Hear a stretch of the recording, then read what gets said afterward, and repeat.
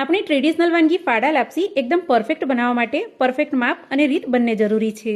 અને જો આ રીતે બનાવશો તો તમારી ફાડા લાપસી 100% સૌથી સારી જ બનશે. તો એની માટે આપણે 1 વાટકી ઘઉંના ફાડા અને 1 વાટકી ખાંડ લઈશું. સાથે જ અડધી વાટકી ઘી અને એ જ વાટકીના માપે અઢી વાટકી પાણી લેવાનું છે.